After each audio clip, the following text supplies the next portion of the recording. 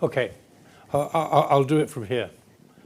So Boston University at a glance, it was founded in 1839. 37,000 students, come from 140 countries, 4,500 research and instructional faculty. Has 3 campuses, the Charles River campus, the medical campus, and the Fenway campuses, 17 schools and colleges, 130 centers, institutes, and special programs, $560 million in grants and contracts, and then Boston Medical Center, our affiliated. Should I change the slides for you? You can talk. No, because I build every line. You can't keep up with me, okay? That has its own, and we did tech transfer for Boston Medical Center, and that was another $170 million in sponsored research. We are the first university in America to award an MD to a woman in 1864 and a PhD in a woman 1877. We are very proud of that. Yeah? Yes. Okay. So, yep, make sure I get my thing back. So the prehistory, 3 phases: origins, multiple programs, and consolidation, and I'll talk about the modern era. And BU, one of the things I liked about it, a willingness to experiment and innovate, adopt and restructure. So, who is the most famous professor who's ever been a member of Boston University's faculty? Why on earth am I asking this question in Pune? Well, everybody in this room knows his name. Clues. He's actually not known for his scientific discoveries or learned writings. He applied a 50-year-old discovery that somebody else had made to meet unmet consumer needs. He couldn't interest the leading company in his industry to take up his ideas. And he founded his own company with his father-in-law. Actually, he wasn't yet his father-in-law. He staked his bride on the success of this outcome, okay, to commercialize his activities. In other words, he was just a typical professor doing whatever it takes to get his stuff commercialized. Anybody got it yet? Everybody knows his name.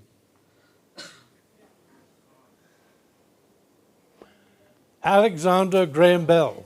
Was I right? Did everybody know his name? Yeah, everybody knew his name. Here's the story. In 1873, we appointed him a professor of vocal physiology and elocution, which kind of sounds like teaching the daughters of rich men to pronounce poetry well and get a good part in the school play, but it's actually what today we call, what do we call it? Teaching the deaf to speak, okay? That was the family business. His grandfather started it, his father did it, he became it. So we appointed him. And so he brought this knowledge of sound and the vibrations of sound to Boston and found a vibrant scientific community working on electricity, and he applied what he knew about sound to electricity. He worked on a harmonic multiple telegraph system, the ability to put 2 or 4 or 8 messages down the same telegraph wire, and he lost that to his big scientific competitor, Elisha Gray. He started working on the telephone. And by 1875, he said, I'm getting close. I want to take a year off and finalize it. And his dean said, sure, you can do that. And then he said, but I'm going to need something to live on during that time. Can I have next year's salary in advance? And the dean said, yes, again. You know, I don't think they say that anymore. And he prepared his patent. You know, that year went well. And he started his patent January 15th, 1876. And he filed in the morning of February 14th, and his chief competitor, Elisha Gray, filed a caveat, which is kind of a predictive patent application, what we call a constructive reduction to practice today, in the afternoon. And that's the difference between the telephone being the Bell system and being the Gray system. The Patent Office realized that when you have 2 people competing for the same technology, the invention goes to the one who can prove they discovered it first.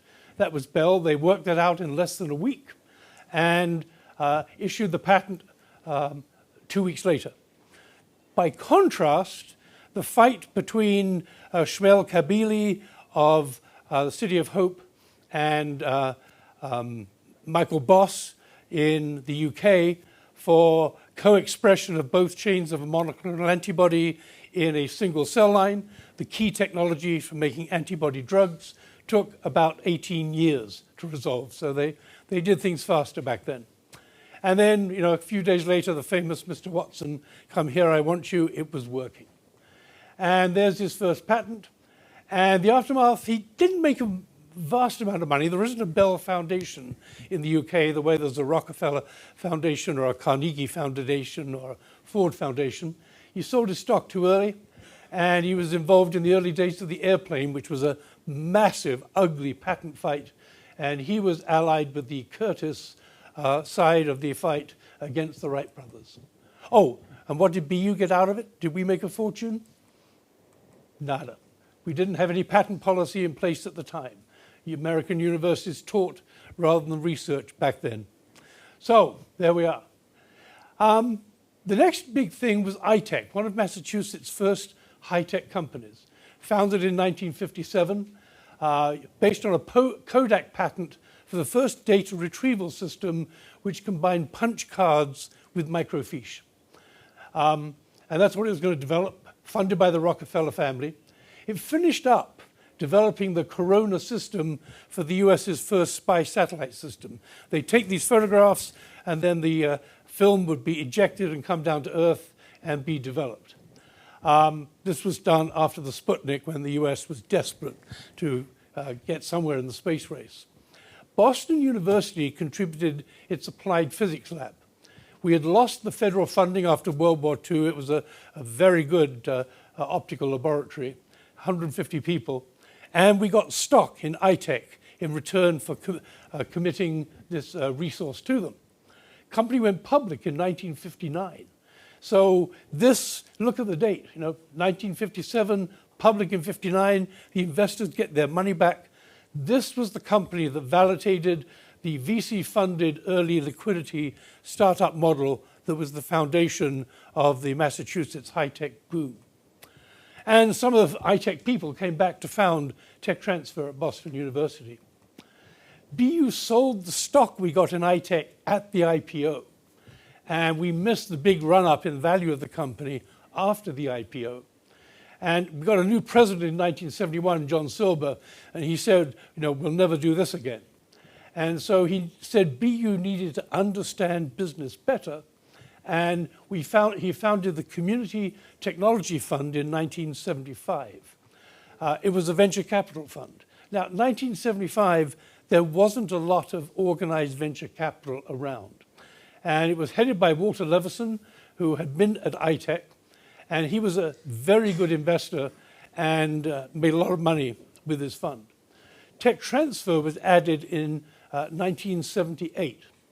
Headed by a guy called Larry Gilbert, who was one of the founders of Autumn. And he was a patent attorney who had formerly been at MIT. And we added a translational research fund to increase TRLs from the earliest days of the thing. It was called Internal Grants. We gave it a sexier name a little later. So the Community Technology Fund, the venture fund, was evergreen, wholly funded by BU. Its peak value was $45 million, so it wasn't a very big entity. That was in June of 2000. The best returns were in the early years when there really wasn't a lot of competition for funding around. It made money. The managers were BU employees. There was no carry. They didn't get 20% of the profits from the successful ventures that venture capital limited general partners do. So we couldn't attract world-class venture capitalists. We invested in some BU spin-outs, but not all, mainly non-BU companies. And frankly, a university doesn't need a venture capital fund of its own in an ecosystem like Boston today. You may need one in other ecosystems. The fund closed in 2005. The profits were returned to the endowment, and we can get $500,000 a year out of it these days. And those pre-seed grants were called Ignition Awards to light the technology up. and then Launch Awards, which was the seed fund. Tech Transfer has grown steadily. We had 2.5 FTEs when I joined in 1995. That was me, one other, and a half-time secretary. Only modest financial success. The retained income, which was 45% on the Charles River campus and 20% on the medical campus, doesn't cover the operating expenses of the fund. The challenges, managing the patent budget. That is always the biggest challenge in any tech transfer office, is managing the patent budget. Evaluating new disclosures properly. So we were getting enough invention disclosures in, about 100 a year, that the 2 junior staff, one on the life sciences, one on the physical sciences, were overwhelmed with keeping up. First, we used an outside consulting company who gave us a fairly good price for doing an innovation. But then we added a student analyst program. This was a program pioneered at the University of Illinois Champaign-Urbana, where they had got a big backlog of invention disclosures that hadn't been evaluated. And the state of Illinois gave them $4 million and said, fix it. And they went to all the consulting companies, and they said, we can't fix a problem that big for $4 million. What we can do is set you up to fix it yourself. And they came up with this training program to take business school students and science graduate students and train them in doing technology evaluations, what I'm going to talk about tomorrow. And they found that they could, they dug themselves out of this hole, and we just adopted a very successful program itself with full credit. And we find that the student analysts, they can do a good evaluation in about 20 hours. We're allowed to employ them 10 hours a week during the semester. We can give them full time between semesters. So 20 hours is 2 weeks' work. And there is a specified university rate. I don't know what it is now. It's probably going to be about $15, $17, $20 an hour, which means we can get an evaluation done for $400, which was much cheaper than the consulting company and frankly better. So it was a very successful program. We had to start effectively marketing our technologies.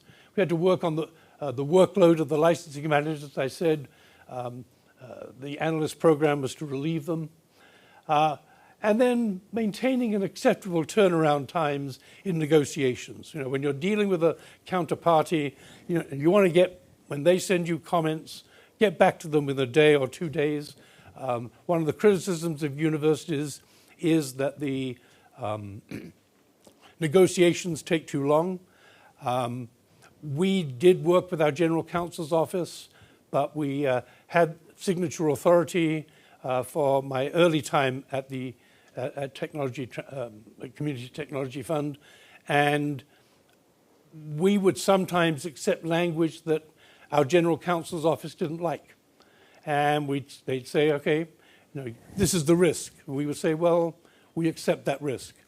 We later lost signature authority, and I finished up often negotiating between the licensee and our general counsel's office. It was a very inefficient process, and I know Dick this morning talked about the importance of the tech transfer office having signatory authority so that you can get things done in a timely fashion. We now have lawyers, 3 lawyers in the Office of Technology Development to fix this problem, and 1 paralegal. This is BU's activity in 2023 from the Autumn Licensing Survey. That's a mistake, that's 2022. So that was the research funding, 95 invention disclosures, 87 new patent applications. So that's not a very high degree of selectivity. 181 total patent applications, 36 issued US patents, $3.4 million in income, $2.1 million in patent expenditures, of which $1 million was reimbursed by licensees, 31 licenses and options, 3 startups, and then 8 licensing staff and 5 support staff. Translational research, as I said, we've had a translational research fund to increase TRLs since 1975. Initially $25,000 grants, increased to $75,000. currently called the Ignition Fund, and it has funding, when I left, of $300,000 a year, made as a grant, no repayment. I think some institutions are doing what is called a SAFE, a simple agreement for future equity to recapture this money if the technology is later successfully commercialized. In 2005, BU was one of 10 universities that received a substantial translational research funding specific to biomedical inventions from the Wallace H. Coulter Foundation for medical devices. Initially $500,000 a year for 5 years, increased to $1 million a year. And there was a $10 million endowment to the successful universities as evaluated by the foundation. $10 million, you can get 5% a year out of an endowment, so that would have kept this $500,000 a year going in perpetuity. A number of additional programs were started, adding in 1985, a Health Policy Institute, done by a guy called Richard Egdahl, an MD who oversaw the medical campus. He was VP of Medical Affairs, he was a vascular surgeon, and he saw the changes that were occurring in the healthcare system in the US, and he created several companies.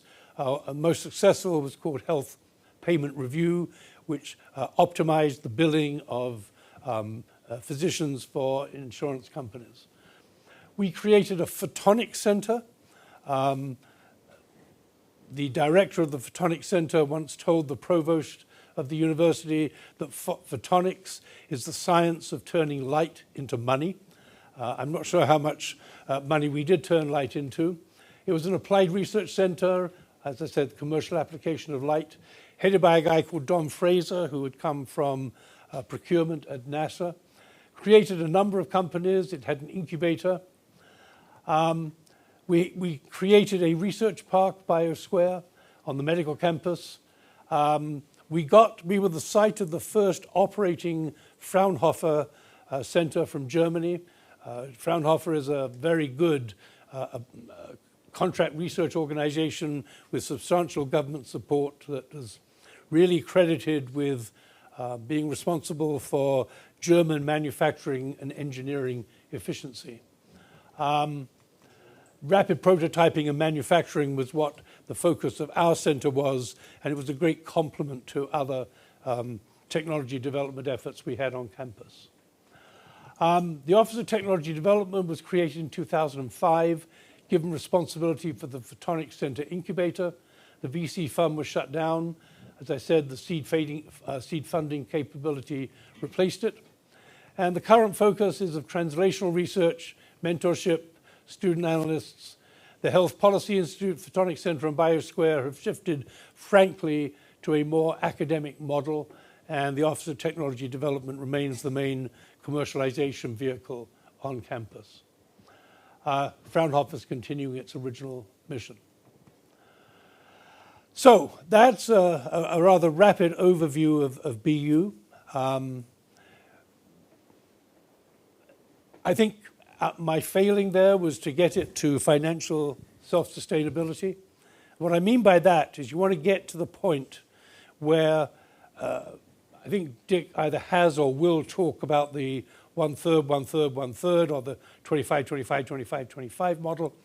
But if you get $1 million in, you give some portion, and we are not as generous as 60% in the US. Is typically in the 25 to 33, maybe 40% category. So that's going to the inventors. So you're left with, let's say, $700,000. And some portion of that goes to research somewhere, whether it be a university fund, a dean's fund, whatever. Let's say that gets you down to $350,000. So that's what's available to cover the operating costs, all the people costs, and the net patent expenses. And in my time, we were never quite at the point of financial self-sustainability. Now, I did a study with Irene Abrams, who currently runs tech transfer at Children's Hospital. And we did it through a questionnaire, and we got a very, very good response rate. And we found that, and the data was from 2006, and I think we published it in 2010. I'm not aware of the study having been repeated, but I periodically model it using data from the autumn survey, and the data seems to show that the conclusions haven't really changed much. What we found was 52% of US institutions doing tech transfer spent more money than they brought in. That's loss-making any way you look at it.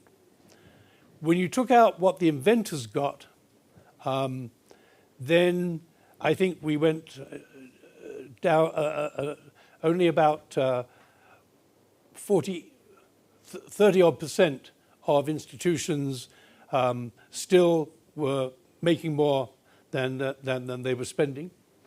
And when you got down to the sustainability, when the money you kept exceeded your expenses, that was down to about 16%. So this is in the ecosystem that's been doing this the longest, has the biggest amount of research funding. This is not about making money, okay? It's about impact. Unfortunately, a lot of institutions will wave their hands and say, yes, yes, yes, it's all about impact. And that may be true 364 days a year, but then you have that one day of budget day when you find they take a very different attitude. So that's BU. Premnath asked me to talk a little bit about the Tech Transfer Office as an independent entity versus being a university department. So at technology, even at Community Technology Fund, when we were allied with the venture fund, the Tech Transfer Office was funded as a department of the university. So what are the benefits of being an independent entity? A wholly owned, not-for-profit company owned by the university. Well, obviously you get streamlined decision-making. You have the ultimate say, and you have signatory authority, so you can do things fast. You're free from the university bureaucracy. Things like pay scales. You can have an incentive compensation scheme in which people who do good deals get some additional compensation. You can have an external board of advisors.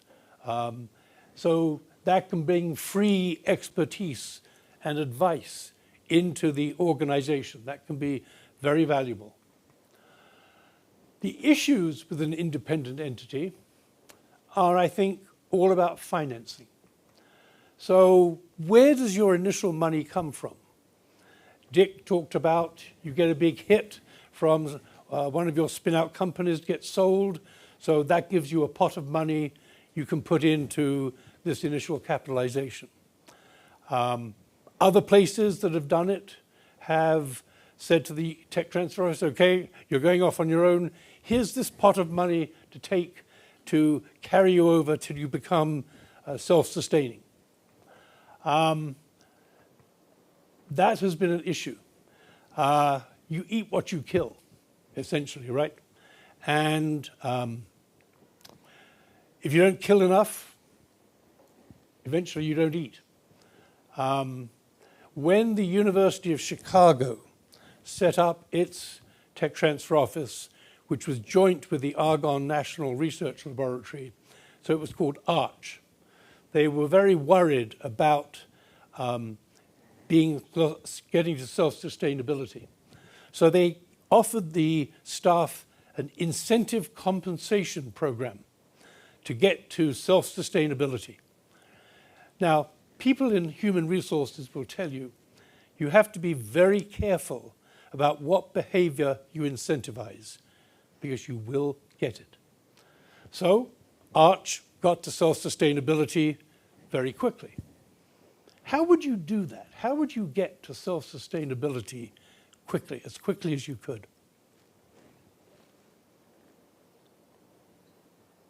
No ideas? You would license things fully paid up. When you get a fee today, and that's all you ever pay me. Okay? No royalties, no milestones, none of that nasty stuff.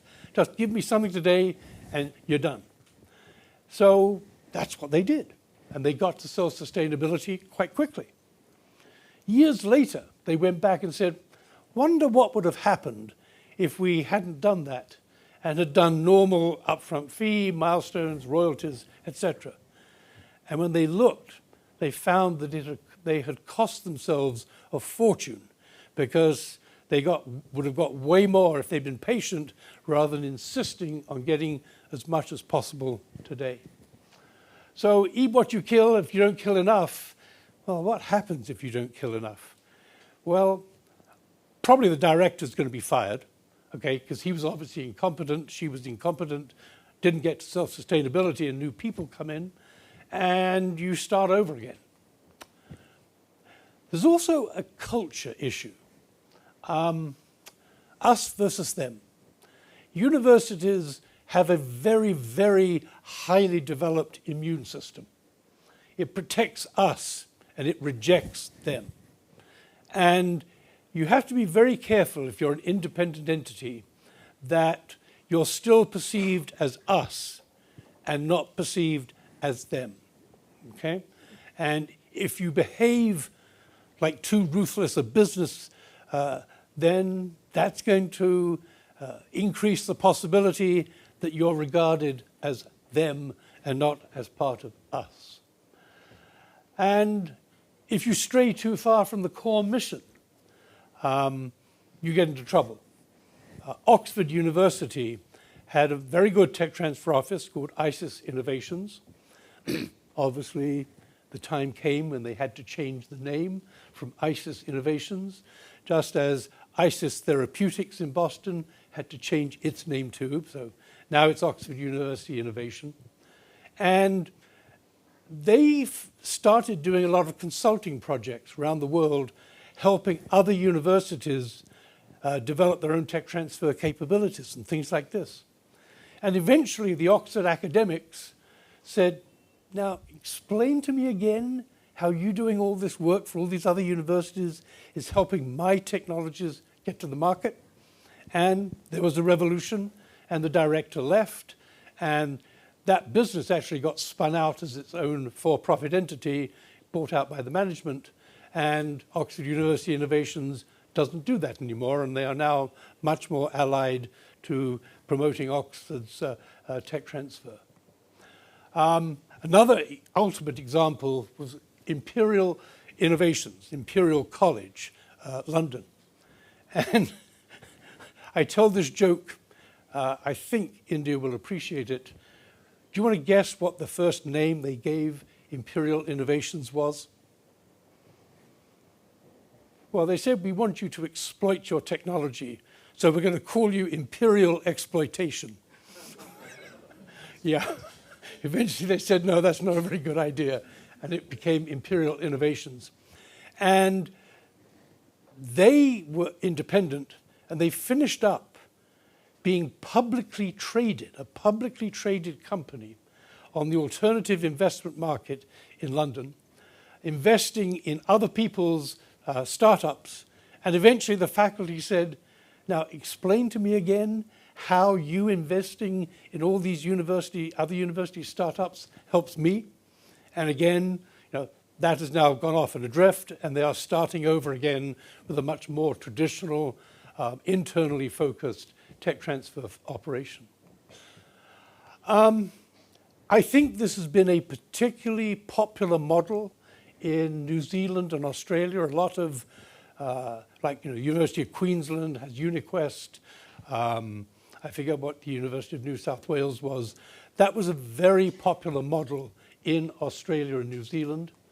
In the US, many public universities set up a research foundation to hold their IP and commercialize it. It's a 501c3, which is a not-for-profit charitable organization, wholly owned by the university. You've heard mention of the Wisconsin Alumni Research Foundation, the oldest tech transfer office in the US, founded in 1926, which is why Dick said, or Premnath said, it's been in business 100 years. And its purpose was to keep their discovery and licensing of vitamin D, the income from that, away from the state of Wisconsin and to solely benefit the University of Wisconsin. And that they did. So that's a rather quick run through some of the issues of wholly owned versus operating department of the university. As I said, I didn't generate enough income to cover my expenses, so I liked being an operating department of the university. What is your feel for how many staff need to be there for invention disclosure or for number of cases? Well, you know, you should get an invention disclosure in the US for about every $4 million of research you do. I'm sure the figure would be much, much less in India. And, you know, what do you think, Dick? How many new inventions a year can a licensing officer handle? Well, I said 24. Yeah. 2 a month. 10 to 20, okay. I just have a quick comment. What is the average royalty percentage per tech transfer? Well, we're going to be doing that in 2 days. Valuation, okay? So John is up to give his recollection of, but I just want to make a comment, something that Ashley mentioned, which turned out to be rather important. I think it's important to mention this. When we were exploring different models for financing the tech transfer office, one of my issues was the ability to pay good people. And so people said to me, I'll tell you what we do.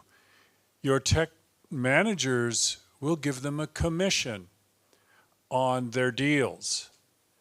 And, you know, that way they'll be incentivized and they'll do great work. What do you think?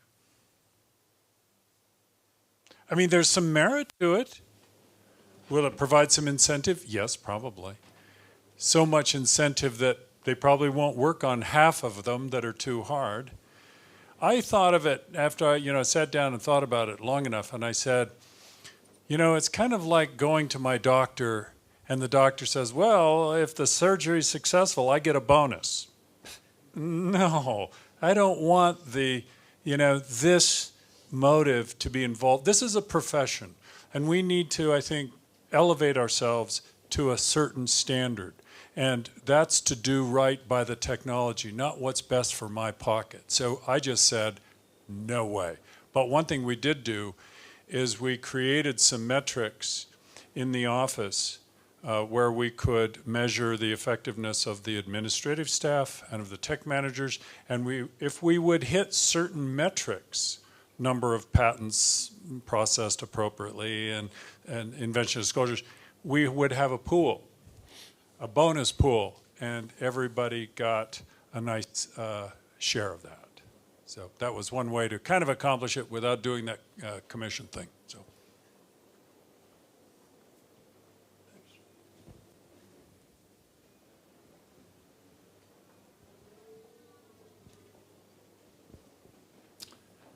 Okay, I'm back. It's 6 o'clock. I'm tired. Who else is tired? Huh? Right? Okay, so I'm going to blow through my presentation fairly quickly. If I can get the right button here, push that one. Okay. Yeah, there we go. Okay, I'm going to give you another case study in the United States, but it's nothing like what Ashley described. But it is a fairly typical American story, okay? It's important to understand that. Because it's America, it's not big, it's not successful, etc. All right. I created and headed the tech transfer office at Florida State University, which was in Tallahassee, Florida. Let's see, Mickey and the mice live here. This is Miami, and this is Key West.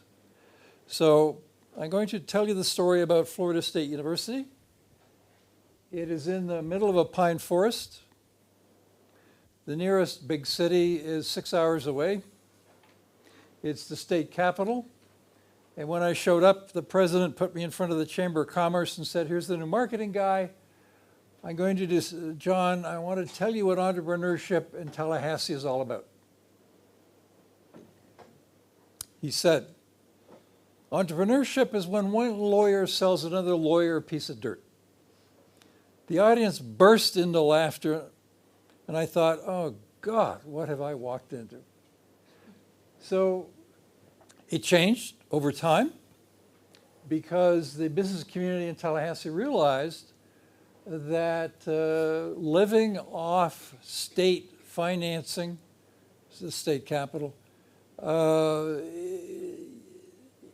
it's a one customer cash flow.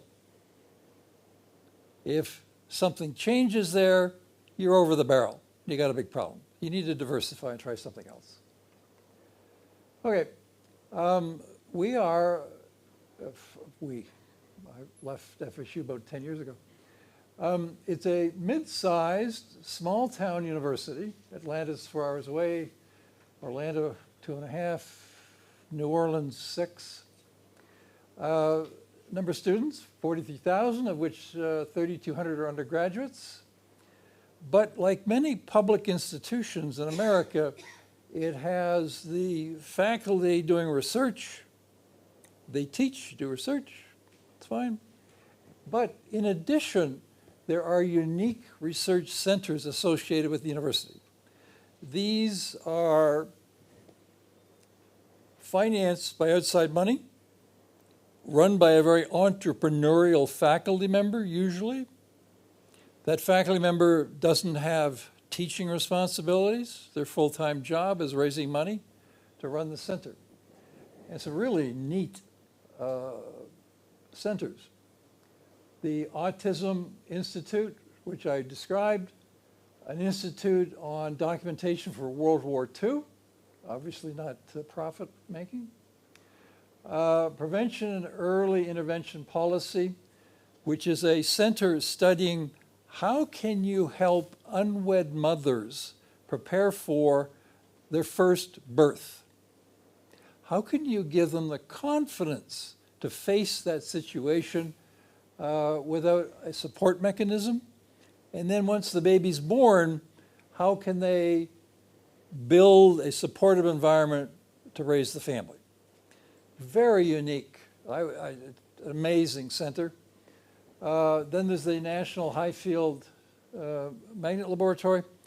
It's a magnet laboratory the size of a shopping center, 200 parking places, okay? It's big. Then $455 million in external R&D, which is modest. MIT's $1 billion, Wisconsin's $1 billion, California's $4 billion. So it's a small regional university. And as I said earlier, at a period of time better known for its football team than its academics. All right, there was little formal interest in technology transfer. Bayh-Dole Act, 1980.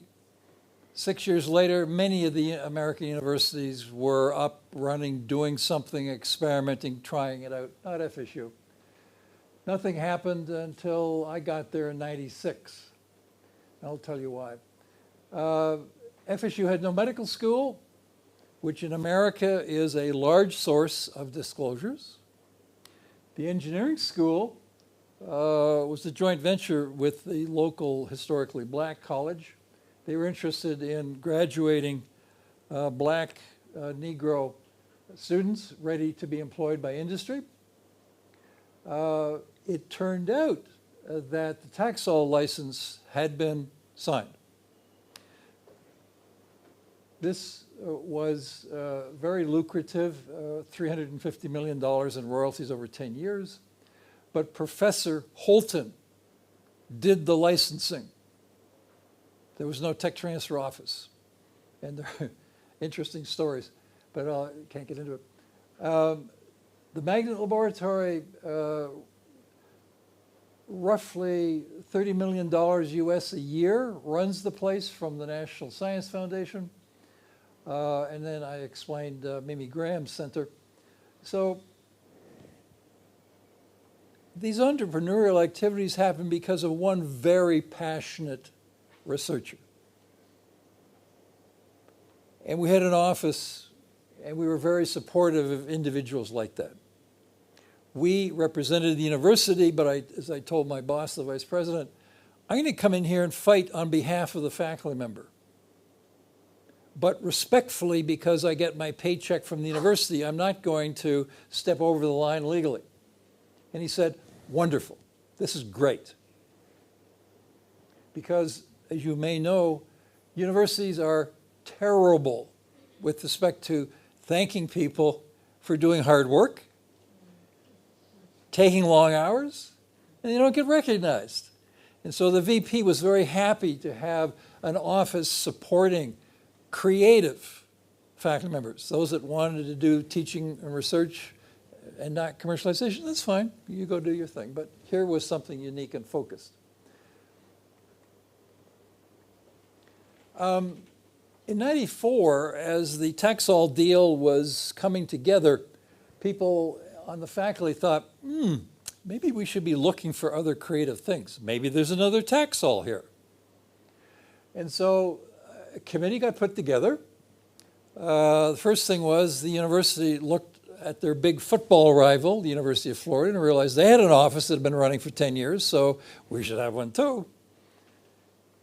They updated the patent policy to include copyrights and other forms of intellectual property. They had a national search. They selected me. Kath and I moved down. I was handed a secretary. Learned very quickly she was the problem child in the Office of Research, and I was given her as the support. Okay, great. So we started off with a lot of outreach and education. As I explained earlier, I went in and started talking about patents and everything else, lost everybody. I went back and talked about benefits. People were, this is interesting. But I don't want to be the first guinea pig. So let's see how this works out. So we began to do some plans. The Taxol deal got done. The first paycheck from the royalty came in, $1 million. Everyone was kind of, wow. The next one that came in, $10 million. And then 5 years in, there was a royalty check for $67 million, 350 million royalties. What happened? Was there a supportive environment on the campus? No. A faculty member was hired. She came to the campus to join the chemistry department. Her husband came along as a trailing spouse. He happened to be a former FSU PhD graduate. He was the Taxol guy. Okay? Total luck. He had been at Virginia Tech University. He came. The Taxol deal was done, and the head of tech transfer at Virginia Tech phoned me up and said, hey, look, I can sue you because I'm sure Professor Holton invented this stuff when he was with us, and Holton was too clever. He made sure that his paper trail didn't exist except at FSU. And Holton was clever enough to ensure he was the only inventor of Taxol at FSU. Paychecks, theses of students and everything else, there was no mention of Taxol whatsoever. Legal counsel in the Office of Research thought this smelled like a dead rat. So she initiated a study, told Professor Holton she was going to look into this, went through it, and 6 months later realized he'd covered his trail perfectly. There's no, he was the sole inventor. End of conversation. Okay? This is another American story. Okay? This is not a well-run tech transfer office at a big institution. This is a one-off situation with a couple of people. We put together a plan to access some of the Taxol money. We were successful. And then when I explained to the vice president the royalties would go up and then to zero, he thought, okay, well, we better get you on a more stable financing plan. And then I think it was 14, roughly 18 years later, I left. I had my fourth vice president. He sat me down and said, I want new blood in the office. I'd been there 18 years. So I said, the university deserves new blood. So he gave me a severance package and we left. The office still exists. It's running. It's got several people. But the Taxol was a one-off deal. Now, the structure of the office. We were too small to have specialized people doing specialized things. Okay?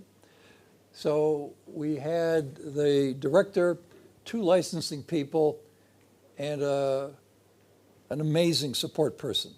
I had 2 secretarial staff, 2 individuals of secretarial staff over 18 years. Okay? They were hired, they stayed, they were amazing. We made sure that all of the activities of a tech transfer office were identified and covered by somebody, but we weren't large enough to specialize. Okay? That was fine. It worked, and it worked well. In addition to that, part of, as you'll see later, all right, the mission of my tech transfer office, what was the mission statement? The mission statement was, the mission statement of my office is to help the university reach its mission. Did that make sense? Yes, it did. Was there any discussion about money? No. It was all about helping the institution grow the research base and move forward. We were part of that, which meant that we had to help other offices in university industry negotiations, contracts with IP. The regular office didn't understand IP, so they asked us for help. We said, sure. We did a lot of communicating, the benefits of participating, lots of gathering and dissemination of the metrics to show that we were having activity, lots of stories to show we were having an impact. And then from an entrepreneurial viewpoint, I was out looking for money all the time. Specialized grants from government agencies to help finance the office.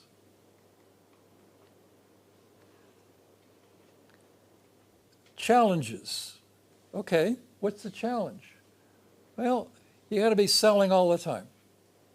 You have to tell people why what you are doing is valuable to them, to the institution, short-term and long-term.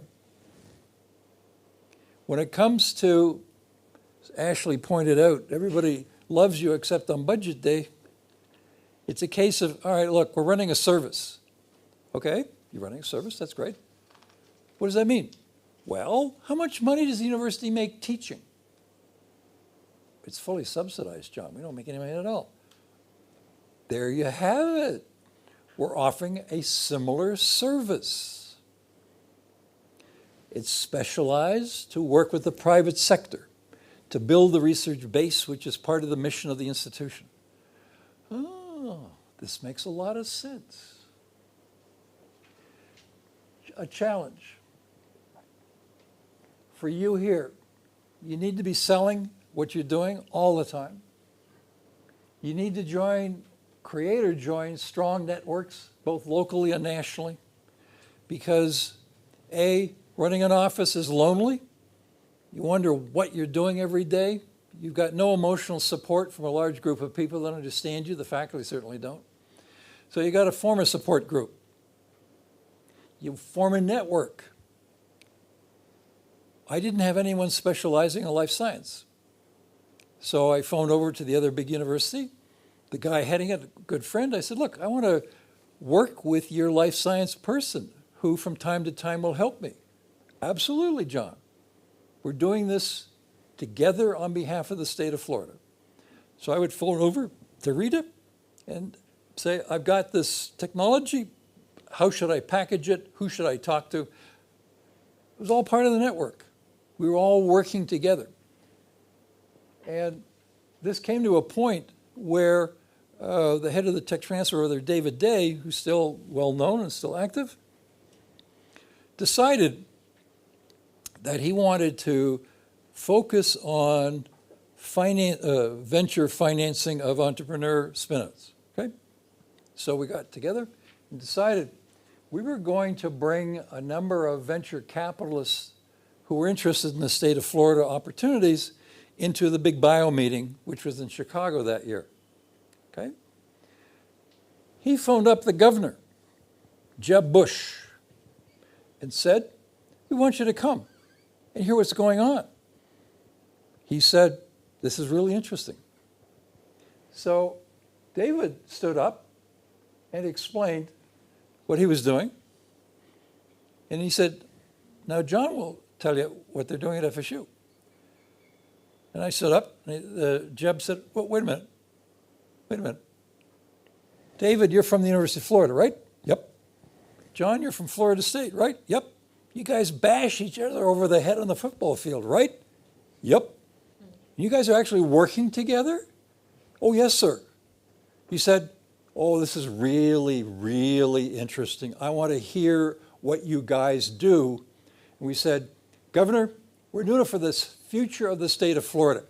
He said, oh, okay.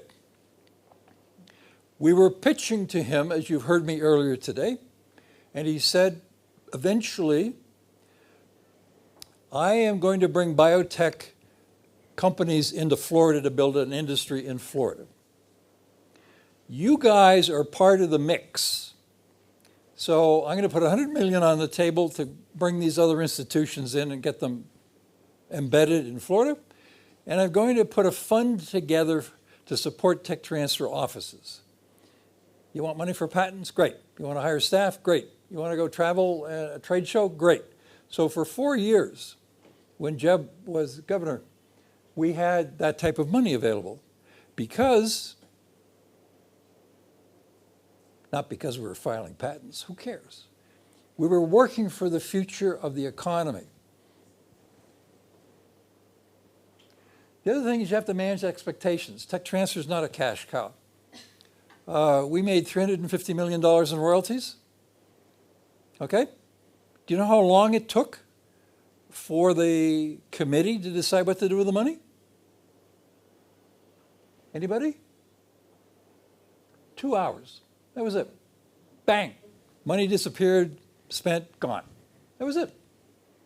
Residual value for the tech transfer office, I just scrapped for my budget every single year.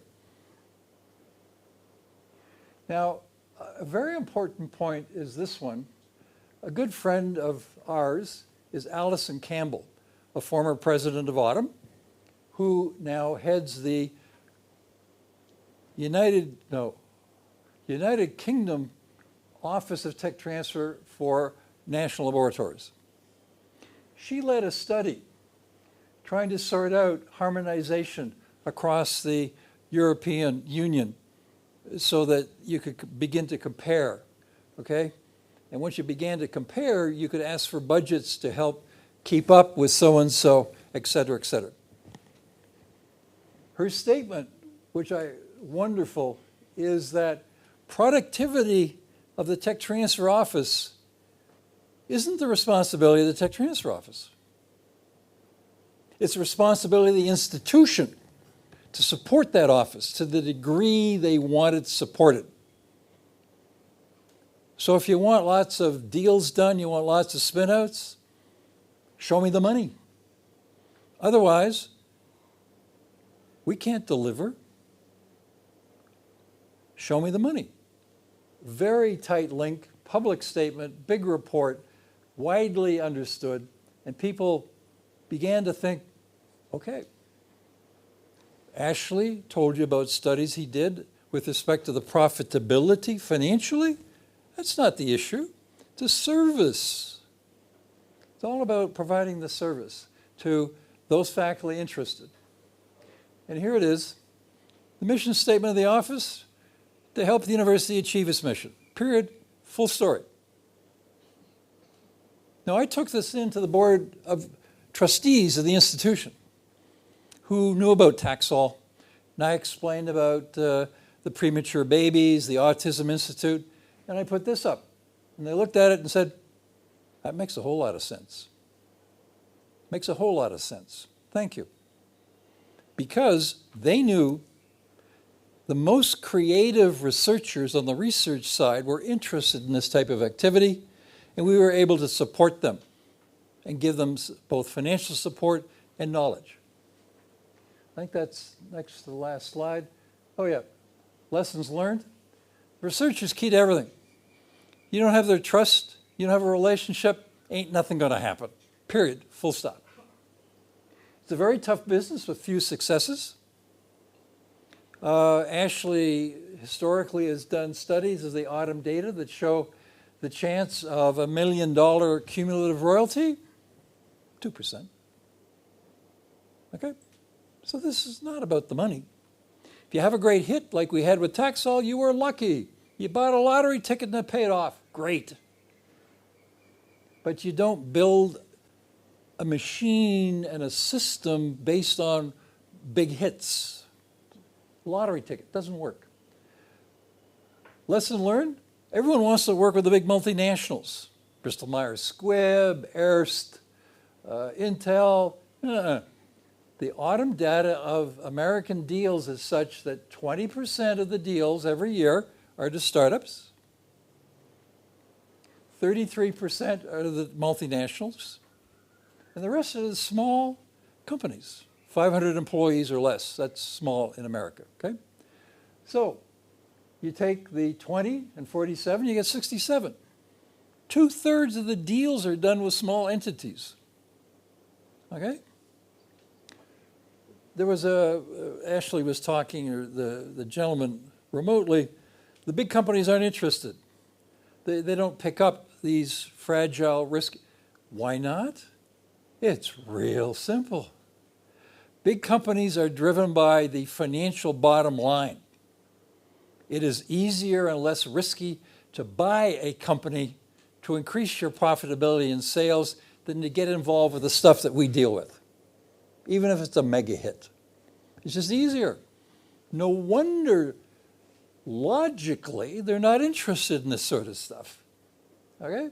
Except rare instances. You gotta hire staff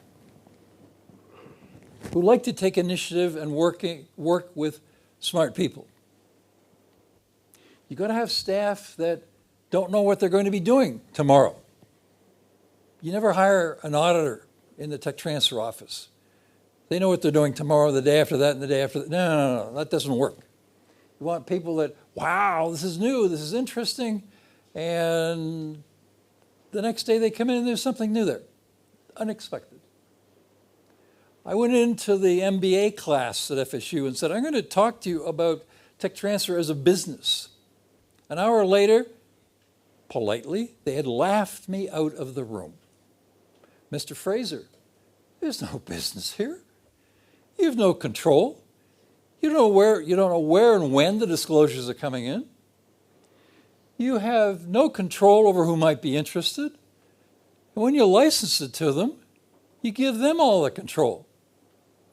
Whether they are a success or not, nothing to do with you. It's everything to do with the management of the licensee and the market. The university's got no role to play in that. So it's a service. It's not a business. I think that wraps it up. Yeah. So this is, I won't say typical of American universities, but it's another real instance of a small, fairly young, it was a women's college, until the end of the Second World War. And then it became, what's the term? Co-ed, okay? And it started doing research. And then it got very powerful in the football field. We had this major hit. And behind it, it was simply building something to work with faculty that were interested in this sort of thing, okay? And as you can tell, I was all about communicating what this was about, the importance of it, specific instances where it worked, specific instances where there was a major screw up and it didn't work, and there was hell to pay. I would tell that story too, okay? So I wanted to leave you with another view from America. So even though we've been at it 40 years, okay, some universities have been at it a lot longer, as Ashley pointed out, but this was another example of a university that began to think about this sort of thing because there was a public piece of legislation, the Bayh-Dole Act, that said, okay, you invent something, you can do something with it. We're not going to finance it as a federal government, but if you want to, go do it. And because of the instance of the mega hit, the Taxol deal, the administration and faculty said, we need to do something. I was interviewed. We're going to hire you to find the next Taxol. I said, hire me? There's no way I'm going to find the next Taxol. How come? A big deal like that happens once a decade somewhere in America. The chance of a double hit, chance of lightning striking twice, the same institution, 0. So I then turned it around and said, tell me what you got. What do you get out of the medical school? We don't have a medical school. Well, what about the engineering school? That's the second best source of disclosures. They don't do research in the engineering school. So I said, I won't tell you exactly what I said, but it slipped out. Basically, what the hell you got? And he said, let us show you the neckties. I said, what? Let me show you the neckties. One of the researchers in the magnet laboratory took pictures of frozen mixed drinks under the light microscope. And you got this amazing array of brilliant colors. Michael Davidson, as an entrepreneur, licensed it to Danskin, the women's athletic wear, for one retail cycle, got some money in. He went around and ended up in a necktie company, Stonehenge, New York. Erwin Sternberg said, you're trying to sell me pictures of pizzas and moon rocks. Can you do something in the way of mixed drinks? I'll be back in a couple of weeks. Michael took pictures of rum and Coke, other mixed drinks, came back, beautiful images. Erwin said, all right, look, I'm going to license the images. I'm going to put them on neckties. And I'm going to give you guys 2.5% royalty. Okay? What's high-tech about this? It's not high-tech. Was he interested? Was he creative? Was this company creative in what they could do with this opportunity? Oh, yeah. Oh, yeah. The license lasted for 9 years, and then casual days hit. Guys, how many of us are wearing ties, okay? We don't wear ties anymore. And so the license, like this. But up to that point, $1 million in royalties over the 9 years had accrued to Michael under the policy.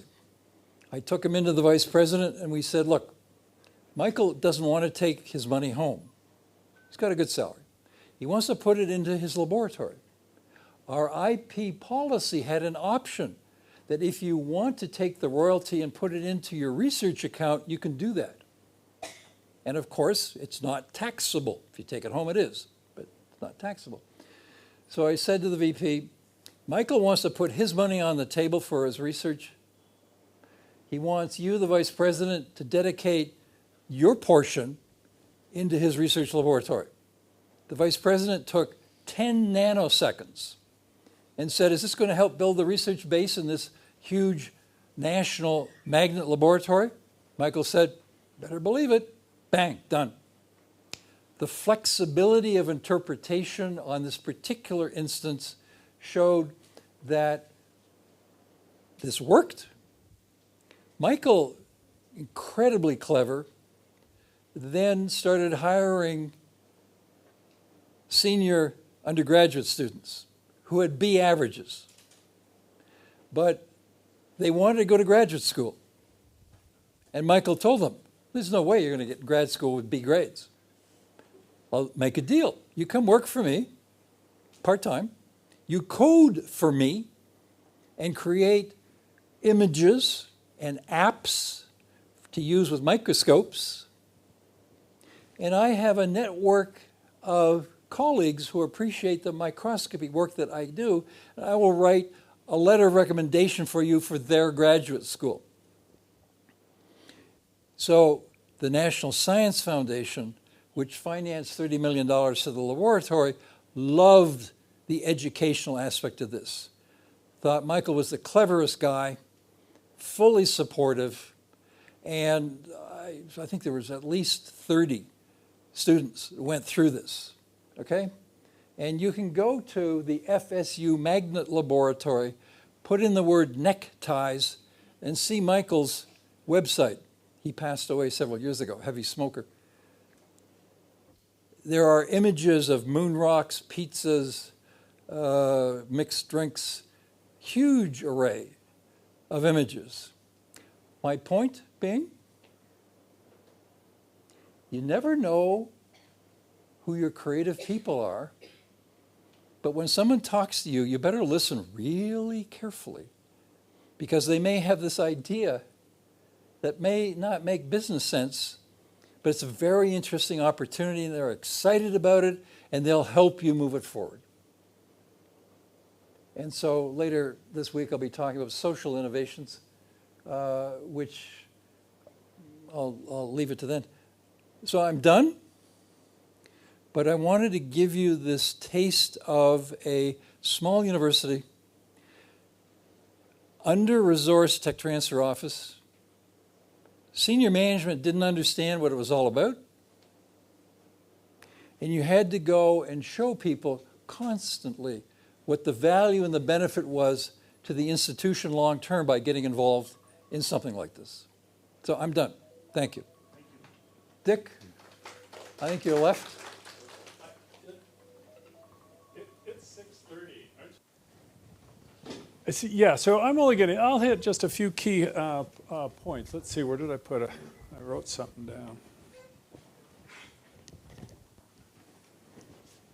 Yeah. Yeah.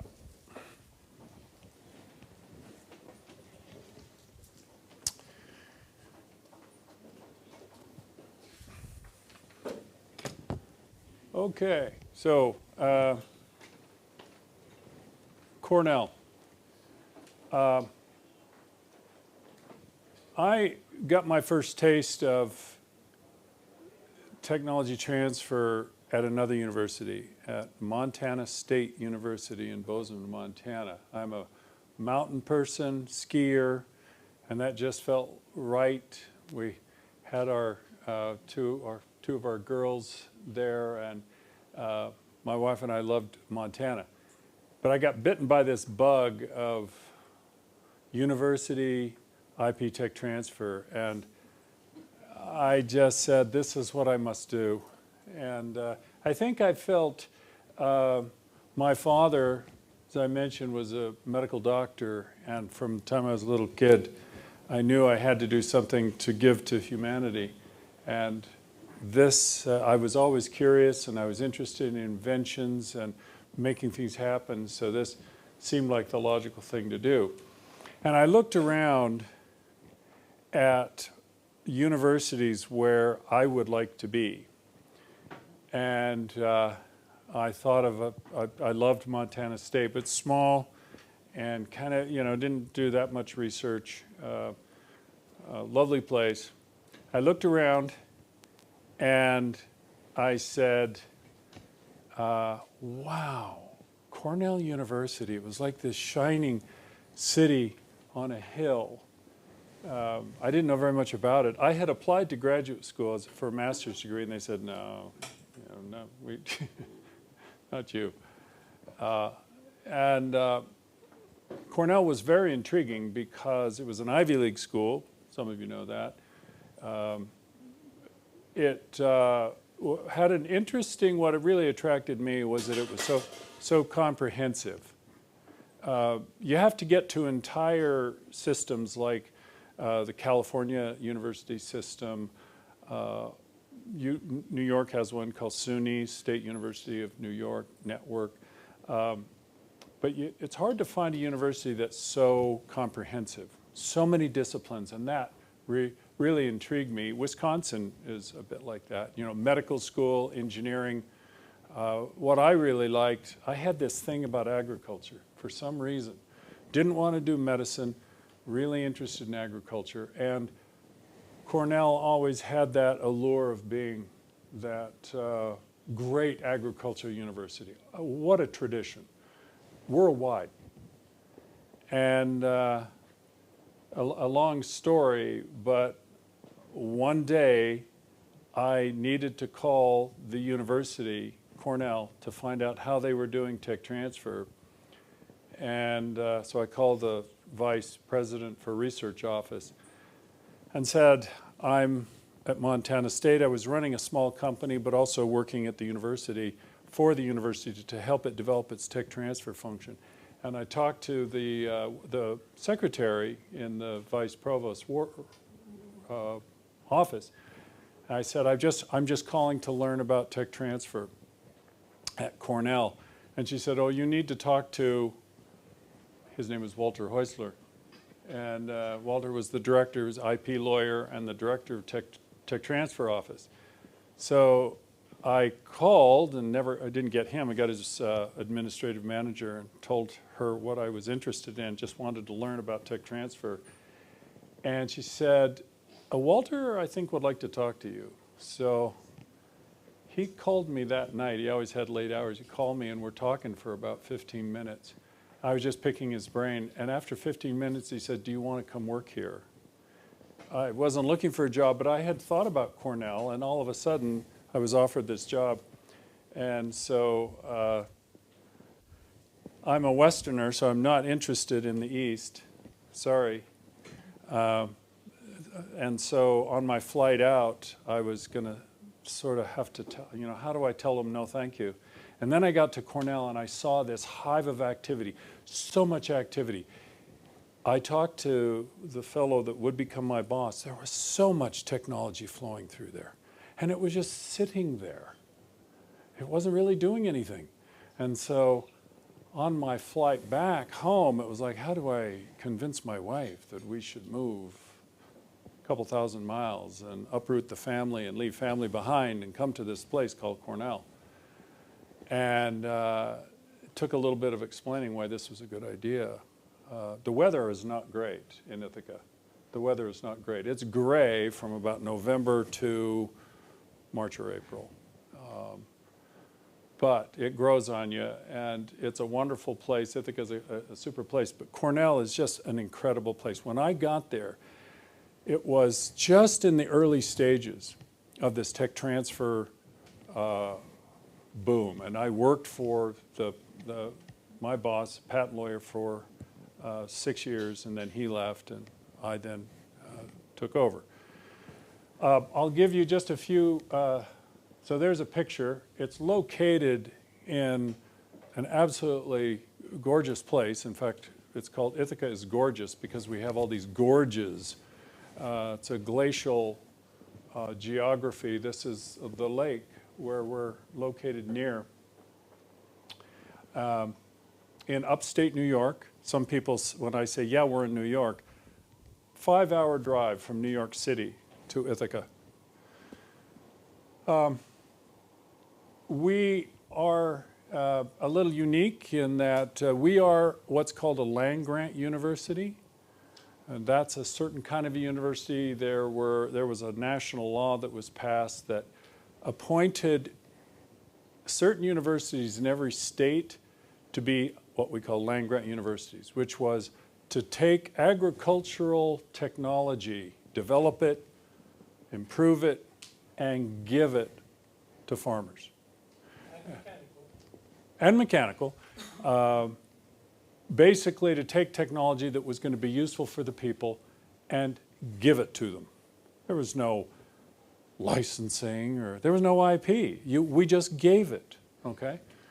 So it's called the Morrill Act of 1862, developing wheat varieties, for example. Fruits, vegetables. So we had this long tradition starting in, Cornell was founded in 1864. One of the things that people would say to me is, oh, this tech transfer, this IP tech transfer is a new thing. And I learned fairly quickly that Cornell received its first endowment, its first big chunk of resources, of money, because Ezra Cornell, who was a farmer, inventor, kind of a Renaissance person, he believed that a university should be created to, anyone could study anything, basically. It was the first university to allow women. So BU, first university to give a PhD to women. We were the first ones to allow women to enter as undergraduates. But it was designed to not just the law and medicine, but all the, welding even, all kinds of things. And Ezra Cornell, let's see, who invented, does anybody remember who invented the telegraph? Huh? Samuel Morse. Samuel F.B. Morse. I was trying to, it was Marconi, no, that was radio. Ezra Cornell, New Yorker, lived in Ithaca, had some land, was a farmer, and he was down in New York City having dinner, and he overheard a conversation behind him, and it was some guy talking about this device, this new invention, which was the telegraph.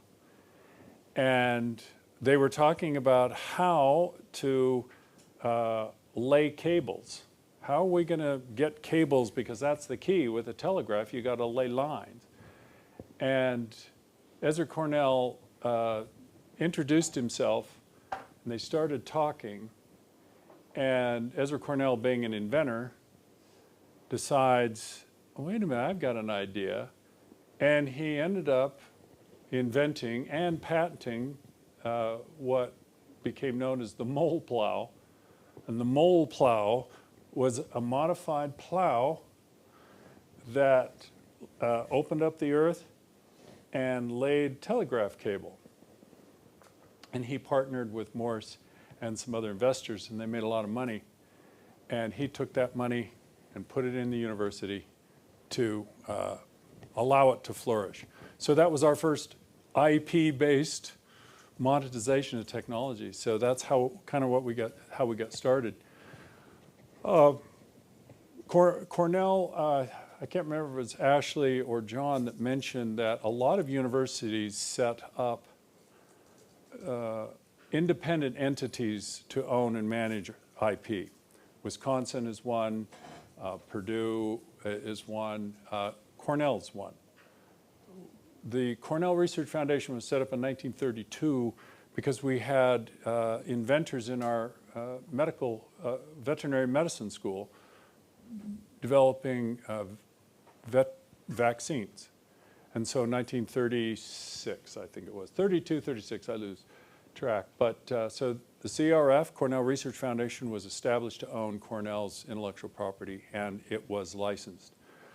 But it wasn't until 1980, you've heard us talk about the Bayh-Dole Act. Bayh-Dole Act was when the university was obligated to implement this patent system, right? So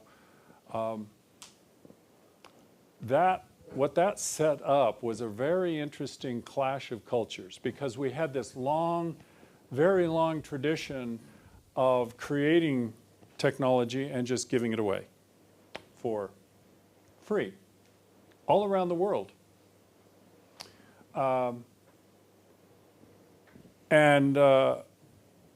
When this idea of patenting technologies came about, there was a big chunk of the university, many faculty, and whole disciplines who said, this is wrong. This is morally corrupt. We don't think we should be involved in this. And when I joined in 1990, there was still this big tension going on, particularly in plant breeding. You know, I just showed you the wheat fields.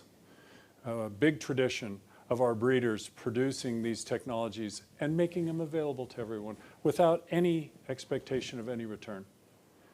And so we show up, you know, we're the IP tech transfer guys, and we're like, well, no, what we should do now is we should try to patent that and get plant breeders' rights and let's license it out. And the young faculty were like, oh, this does make sense. This is logical. As long as, you know, what have you heard all day today? Public good, public good, public good. The public good can be served even though we are getting some return for the research enterprise and also incentivizing inventors. But I had breeders who would absolutely refuse to be involved with us because, as I say, they were philosophically opposed. And we didn't force them, really. Ultimately, the USDA, the U.S. Department of Agriculture, started to put pressure on them to say, well, yeah, they can give it away for free, but you also ought to be aware that what's happening internationally, and that's where one of the key events happened. Cornell is a fruit breeding university, public breeding program, and we've always been in apples. And we bred one of the most popular apples in Europe, called the Jonagold apple. It was the most popular apple in Europe for many years. And so two things happened at the same time. One was the state of New York started to say, well, we don't have enough money to give to apple breeding. We have too many other problems. We've got this, that, and the other social problems. So sorry, apple breeders, we don't have money so that you can have a technician. We don't have money so that you can have that new tractor. What are you going to do? So at that same time that the money spigot was being turned off by the state of New York, there were businesses in Europe that were making millions of dollars on the Jonagold apple. And people said, well, wait a minute. Shouldn't the creator of that apple get some share? And so that's where we quietly went to those who said, absolutely, this is wrong, we'll never do it. Suddenly they started to thaw and say, well, maybe, okay, let's think about it. Let's at least have a dialogue about it. And that kind of set a trajectory where the real naysayers started to change. So anyway, really the rest of the story at Cornell is just one of, were mistakes made? Yes. Fortunately, nothing really serious, although I will tell you, speaking of apples, I'll tell you one. And I have a whole series of really interesting stories that I'll save for the end of the week. But I will tell you this one right now, because it shows what a TTO can do.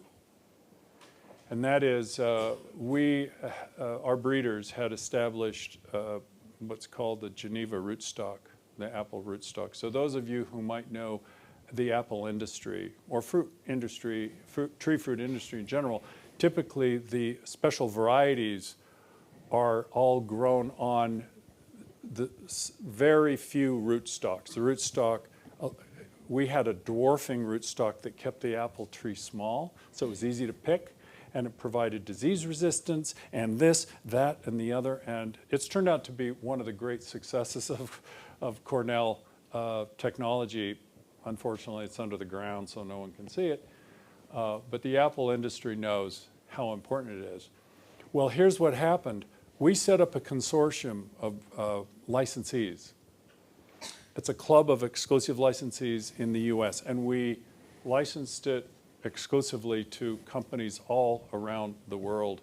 And one day I get a call to find that our breeders who'd done the breeding and then the technician had propagated and then sent them out had mislabeled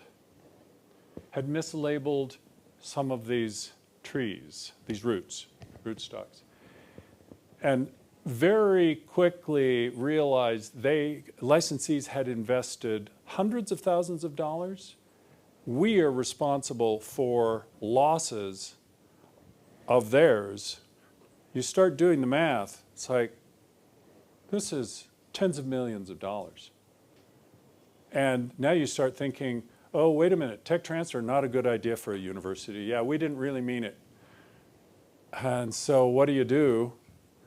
Well, we had developed a real rapport with our licensees. Premnath was talking about developing rapport. Don't just do the transaction, but develop a rapport with your licensees.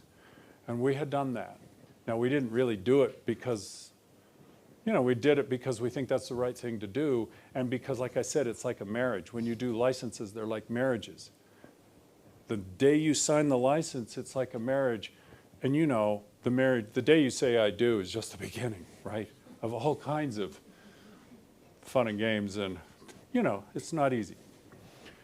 We got on the phone and we talked to our 8 key licensees who could easily sue us, and they were fighting mad about this.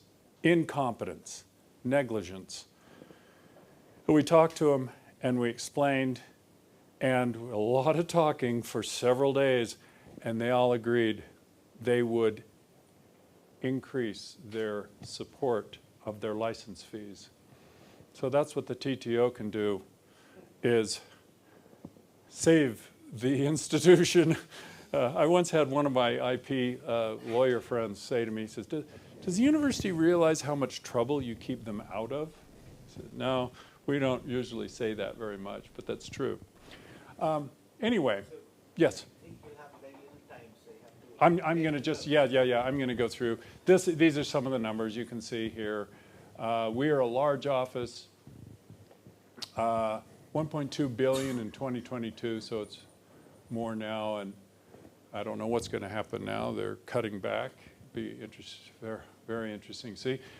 Here you can see the growth. 1990, when I got there, 95 invention disclosures a year. When I I left in 2009, it was like 250. I checked the number, the last number I could see was 420. So invention disclosures just did this, and one of the things that I noted, if you look at the number of potential inventors didn't increase, but the number of inventions did. So what that tells you is that the number of inventions per person, per staff, starts doing this, because you go out and you promote, they hear about it from their colleagues, they realize, and it gets embraced by the institution. So what happens if you do your standard good practice, it will just gradually increase over time. And 15% not enough.